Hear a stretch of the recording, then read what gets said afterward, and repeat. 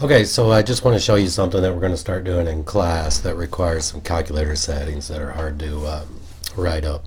So what we're going to do is we're going to switch our graphing mode. So you need to go have your calculator on, of course, and then hit the mode key. And down here on the fifth line where it says function, you want to change that to parametric. So just go down and highlight it. Also, for an example you're going to do in a minute, make sure it's set in radian mode right there. Alright, now go to your y equals and you're going to see something that looks a little bit different.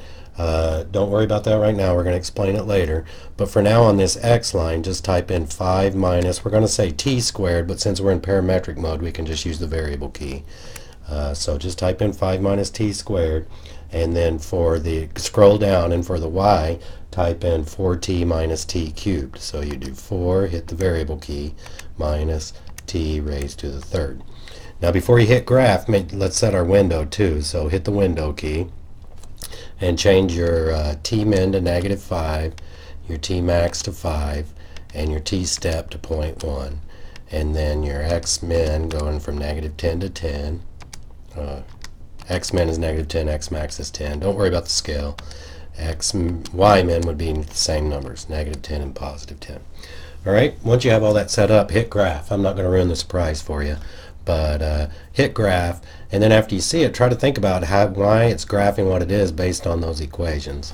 Again, we'll talk more in depth about that later, so don't worry too much about it. And then play around. Just change those equations around and see what kind of different kinds of graphs you can get from that. Then after you've done that a little bit, or if you want to skip right to it, I want you to change your equation to a specific one. So hit y equals again, and hit clear for your x's, and now type in 10, that's just to fill out your window, don't worry about that, and hit sine of 2t. And then scroll down for your y's, clear that out, and hit 10 cosine of 3t. Now again, we're going to want to adjust our window. Thing is, since we're doing trig functions, they usually range from 0 to 2 pi.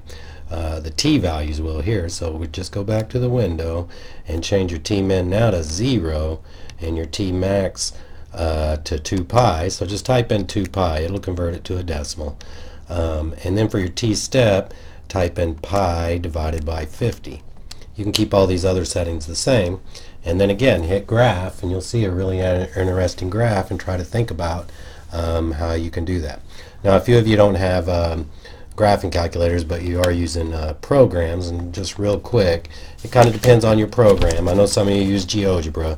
In GeoGebra you use this syntax. You type curve, parentheses, you type in your equation for x, and then your equation for y, and then what your independent variable is, so it's t, and then your start value and your end value for t. Alright, and then you should see the graph. You might have to adjust the window, which you can do by dragging in GeoGebra. And then, if you want to look at that second equation, you would change this to 10 sine 2t, and this would be 10 cosine of 3t. And you'd want your t's go from 0 to 2 pi.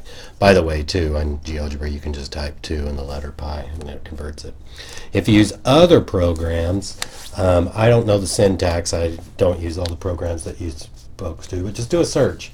Parametric equation syntax in whatever program you use. Like that. I tested it with Desmos and something came right up. So whatever program you use, do a Google search for that and it should show you how to do it.